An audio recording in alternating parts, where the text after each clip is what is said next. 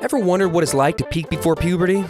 Welcome to the world of childhood fame, where your 9-year-old self gets invited to red carpets, but your adult self get ignored at Applebee's. Let's talk about the rise, the fall, and the awkward in-between of being famous before you even know how to do your laundry.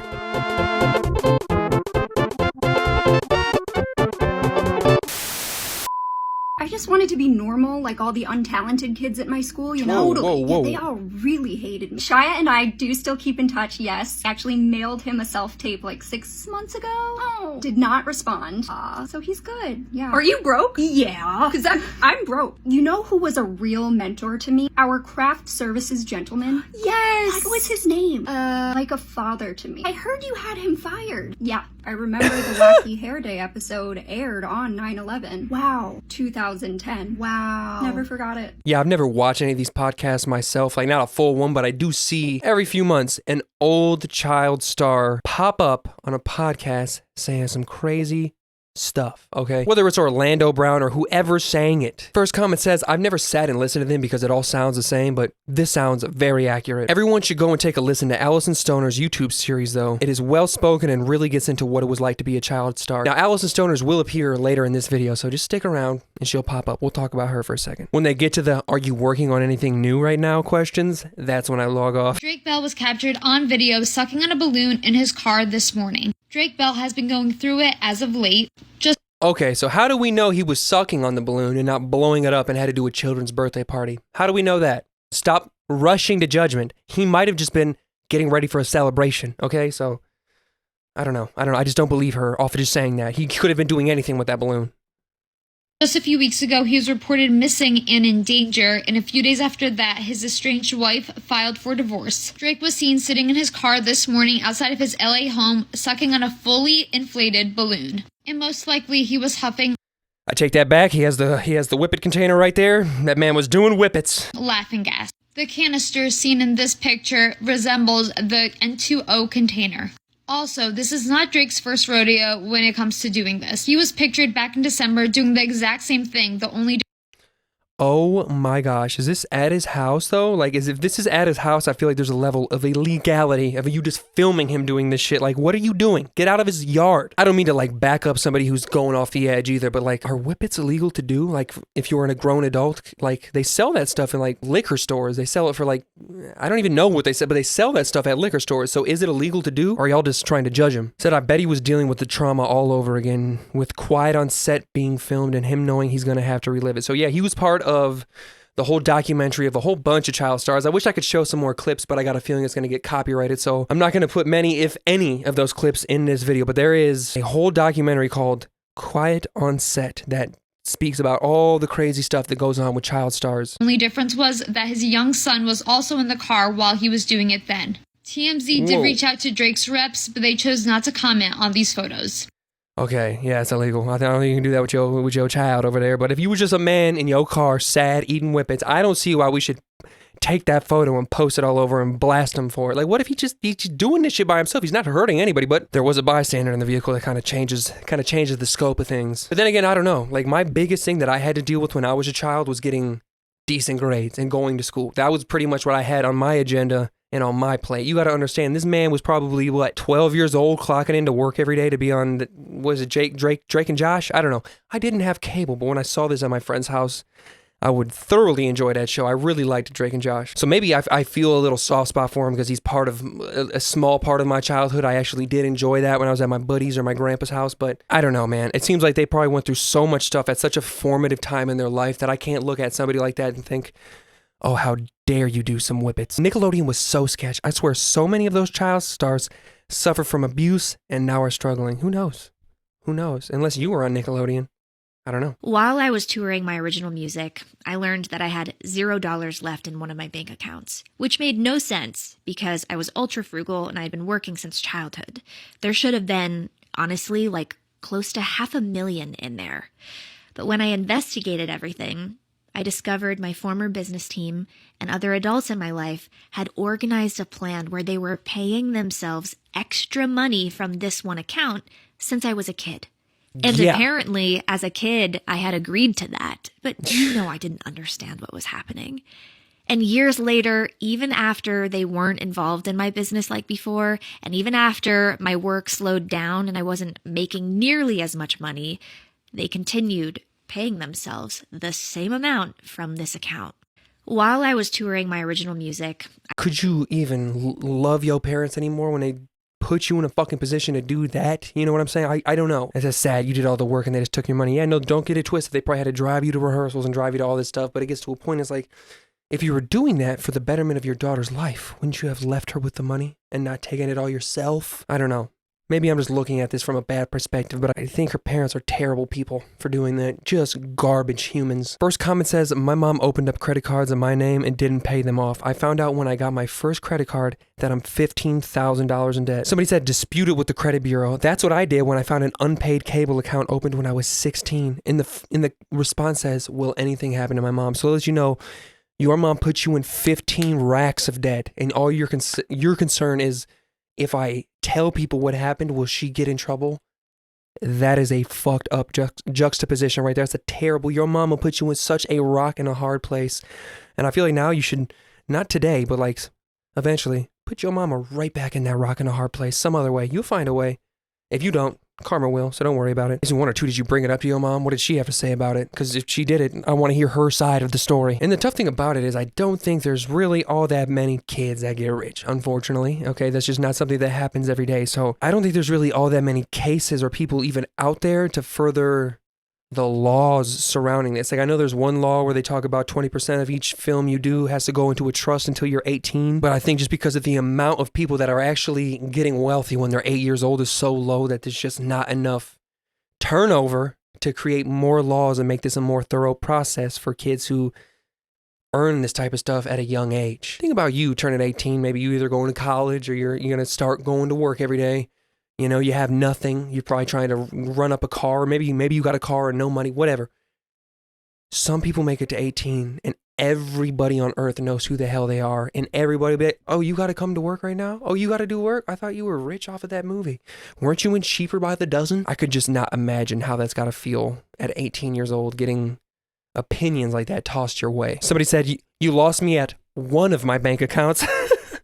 I mean, anybody can open multiple bank accounts. That's not that unique. But nonetheless, man, I feel bad for this woman. I actually really enjoyed her in Cheaper by the Dozen. She was one of my favorite people in that movie. I hope she finds more routes and continues working and makes her money now without guardianship over her and makes the money straight to the face, puts it in her bank account, has nobody else with hands on it. People be like, you was on That's So Raven, right? Yeah. You was on Corey in the House, right? Yeah. But you wasn't on Raven's home. Fuck was you at? You wasn't home.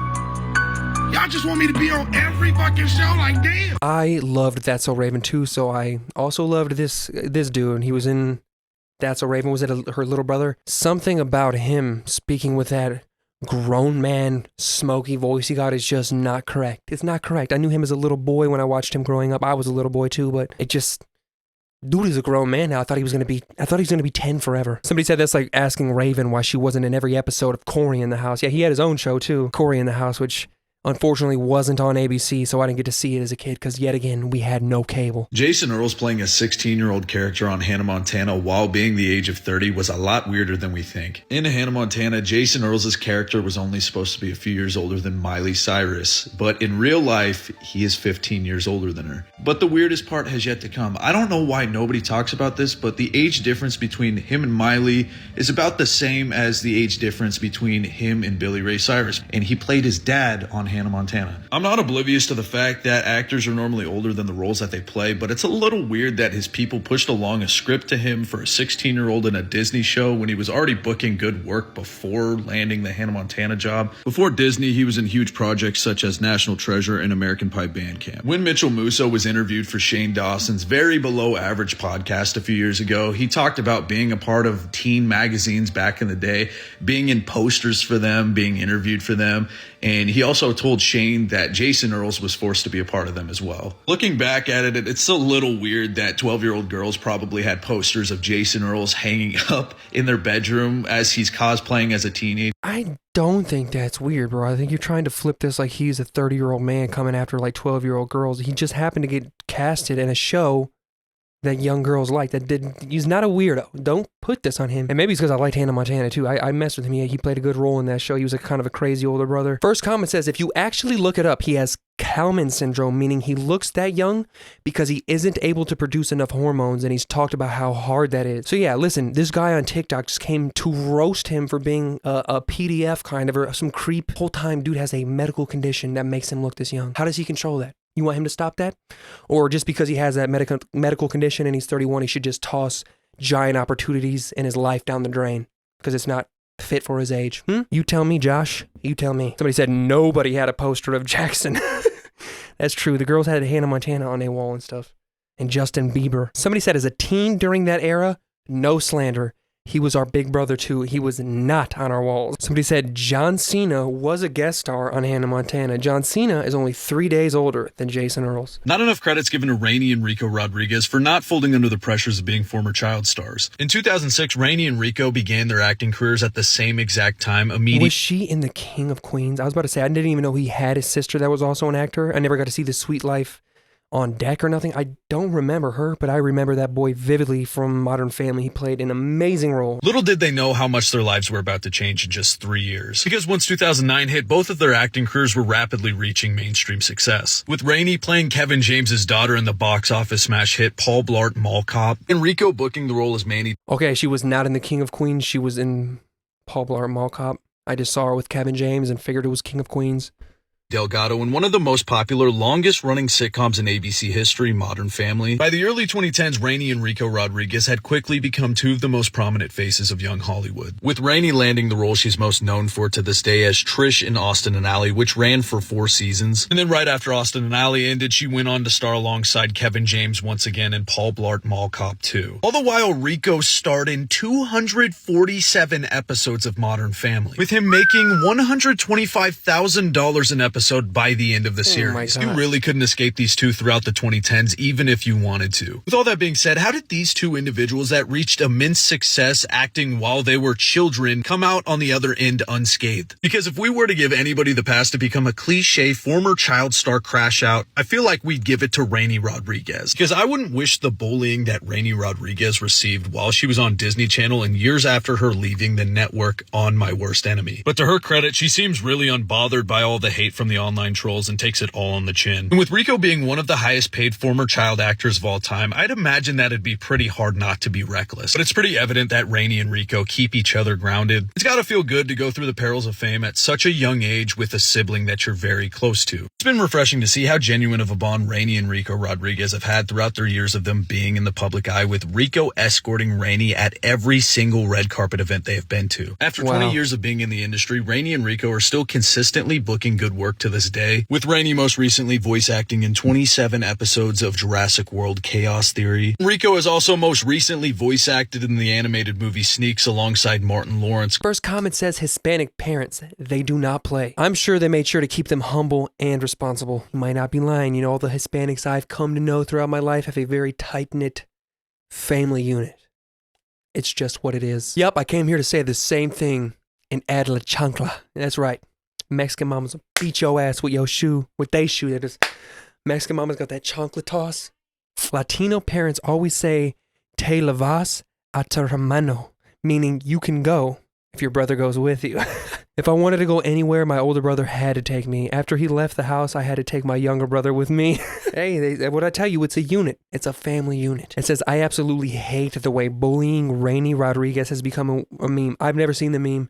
I've actually, believe it or not, I've never seen her. I knew the boy well from Modern Family, but how dare y'all try to roast this woman and fucking let Lizzo slide, okay? Literally, why was she bullied so hard? I don't even get it. I know she was a meme, but the meme itself wasn't even that mean. It was the comments of it. I don't know what they're really referencing, but I'm gonna go ahead and take it upon myself to not look that up because I don't need that in my life. $125,000 per show is crazy and well deserved. That boy could act his ass off and he was young. I will say, from everything I've seen from the Modern Family cast, they were all very protective of the child actors on set. I believe all the adults there were true parents in real life, so I bet they were. I was probably a really good set for a child actor to come up in. Somebody said it's because they're Latin, resilient. Facts, brother. Let's have a little little story time from a former child actor. Let's talk about Cadet Kelly.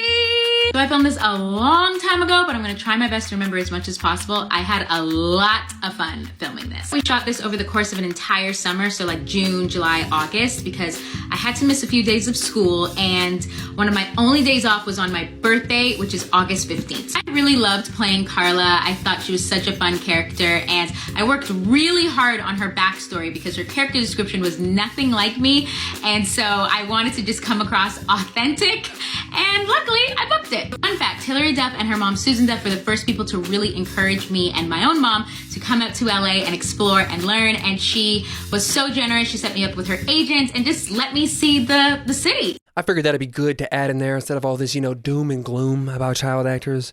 Here's an example of somebody who seems to just had a great time doing it and still looks back at it as a fond memory. Somebody said, I feel like Hilary Duff is so nice in real life. She does. She seems like a nice woman. Have you not had a margarita and a Vicodin and just said... never. I can say Really? that never. Wow, you're not the child star I thought you were.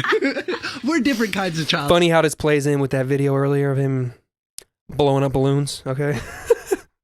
See, it doesn't seem like he's really putting a blanket over what he's up to. He's saying, like, I've struggled and I've used some substances because of my struggling. Somebody said, how the heck is she so well adjusted? Somebody needs to study her. Somebody said she did have an eating disorder right around the time Cheaper by the Dozen 2 came out. For any of the young people watching, that is George Costanza. His actual name was Jason Alexander. He was in the biggest TV show of all time called Seinfeld. If you don't know about it, don't worry about it. Just know this man was peak level famous as hell at a certain point in the 90s and early 2000s, okay? I'm not saying he was a child star, but he understands stardom. Child stardom, more intact than most child actors do. How did you chart that course with family or on your own? I'm not going to pretend like it wasn't difficult at times. I didn't feel like I became an adult and I started learning about people in the world until the show ended. The day the show ended, there were certain individuals that delighted in letting me know you've been canceled and we don't have to treat you that way anymore. Ooh. At the end of the day, I got a great mom and dad who, not knowing certain aspects of the business, they had one instinct, and that was, we're going to protect our son. There's a law that requires, only in acting, that 25% of a kid's earnings go to a trust until they turn 18. Right, this is Jackie Cooper law. It's Jackie Cooper law. Yeah. And my mom went to court and she upped it to 33. That was just her thinking. Mm-hmm. She was always thinking, how can I protect my son? Now, if a 9-year-old drummed up $100K a year, how bad is the tax bill on that? Like, for real, if you're a kid making that much money, you just shouldn't have to make tax. You shouldn't have to pay taxes. I say that, but then watch all these rich guys put all their 9-year-old kids as the CEO in their companies making all the money. Someone said, wait, hold on, is that Jason Alexander? It can't be. What happened? Why? Because he's on a podcast? Somebody said Seinfeld was nearly 30 years ago. Unfortunately. Somebody said, yeah, but young Sheldon is new and he doesn't look like that in the show. Y'all just be miserable. Not enough credits given to Dylan and Cole Sprouse for not folding under the pressures of being child stars. Dylan and Cole were never given the option of whether or not they wanted to act, because at just 8 months old, they were already acting in the TV sitcom Grace Under Fire. Cole has publicly came out saying that his mom was the one that forced Dylan and him into child acting. As he's been quoted saying in his interview with The Diary of a CEO, "My narcissistic mom took away my childhood for fame." Right from the jump, Dylan and Cole Sprouse kept booking job after job, as they most notably appeared on 2 episodes of Mad TV, made numerous appearances on Friends as Ross's kid, was Adam Sandler's son in the 1999 box office smash hit Big Daddy, and in 2003, at just the age of 10, they started their own movie Just for Kicks. It's crazy to think that they were already 13 years into acting by the time Disney came knocking on their door giving them their own show. The sweet life of Zach and Cody defined a generation of millions of kids' lives all across the globe, all the while Dylan and Cole did not have a childhood. Dylan and Cole also managed to do the unthinkable by giving us a spin-off that's arguably better than the original show. After Dylan and Cole finished The Sweet Life on Deck, they decided to take a hiatus from acting. This would have been the point in their lives where most child actors that had similar upbringings to them would have crashed out. But instead of falling into the stereotypes of being former child stars, Dylan and Cole decided to take some time time away from acting to get their degrees at NYU. But that didn't stop people from trying to find ways that they've screwed their lives up. As a picture of Dylan Sprouse working as a host at a restaurant in Brooklyn went Looks viral fine. online, Looks like he's at work. people decided to make up rumors that he went broke. TMZ was the main news outlet that was reporting on this lie, so Dylan decided to call into the show and debunk all of the rumors. You see a picture of a guy who has made, presumably, and I'm making a presumption here, a lot of money off of a television series and that he's working in a restaurant.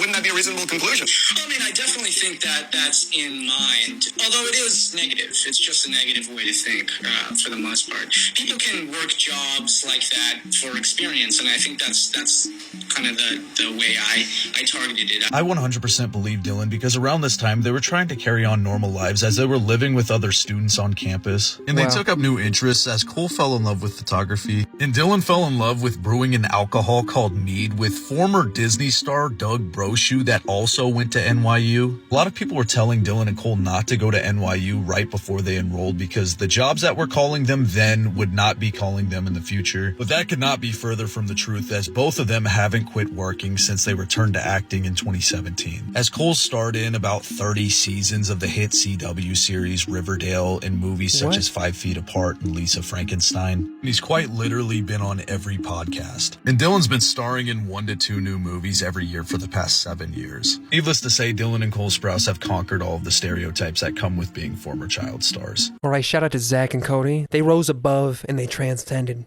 the BS. Someone said working as a host at a restaurant while going to college is one of the most mundane life experiences, and I'm glad they got to experience that.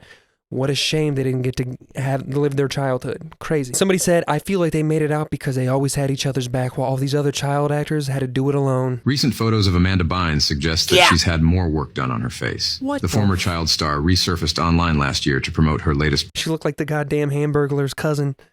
project, the Amanda Bynes and Paul Szymanski podcast. Hi, everyone. Welcome to Amanda Bynes and Paul Szymanski, the podcast. They would go on to produce one Why does she talk like she's got a gun pointed at the back of her head? episode before Amanda would announce the cancellation. She would do this so that she could pursue becoming a nail technician. So even though the podcast is doing really well and the response has been great, I am going to take a pause on it for now. We are not able to get the type of guests that I'd like on the show, like say Jack Harlow or Drake or Post Malone. So maybe one. Wait, so she wanted to do a rap podcast? What are you talking about? What the?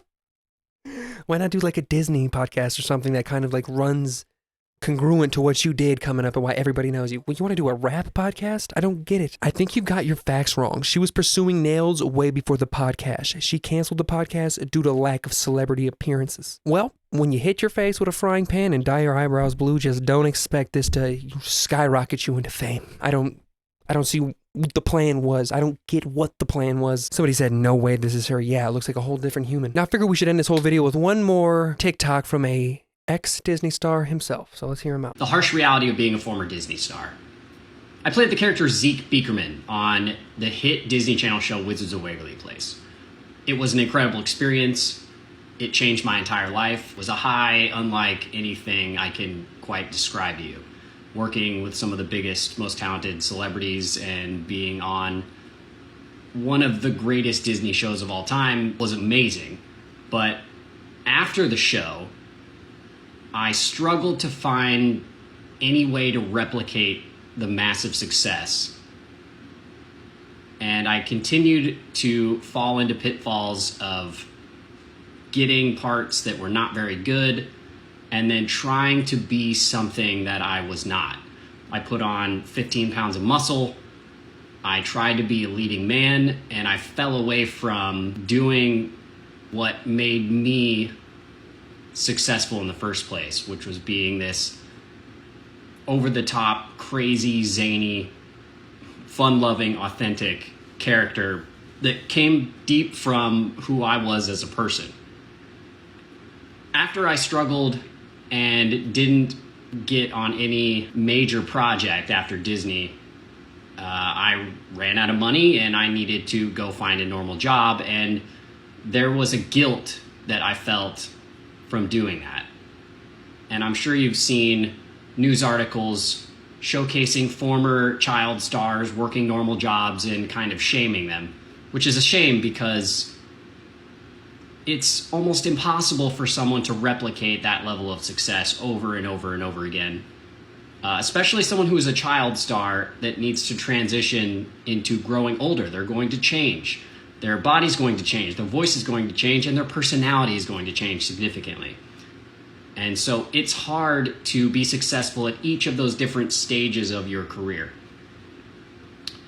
So I have always been struggling and feeling like I've been chasing that feeling that I had when working on the show. I've done some incredible things since being on Wizards of Waverly Place. I've met some incredible people.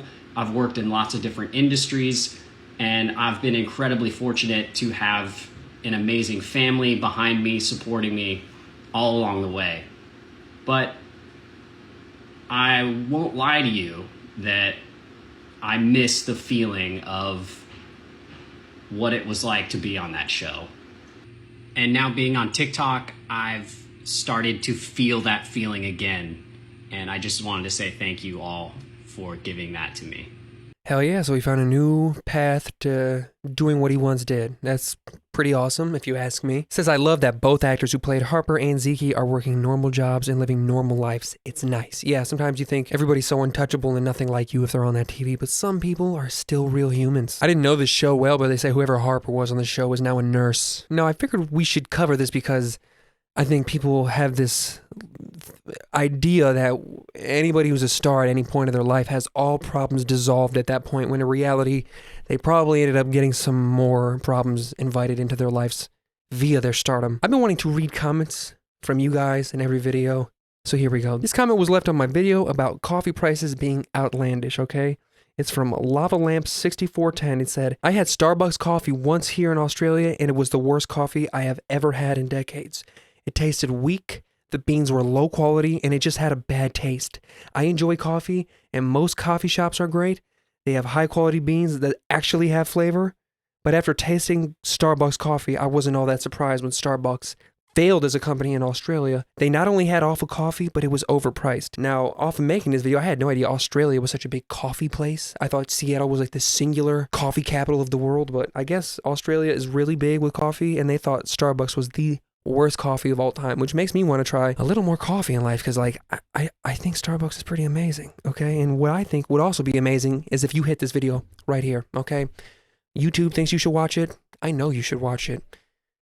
It's free. Free 99. Doesn't cost anything. It's not like a $7 coffee. This shit is free. Hit it. Go ahead. Do it.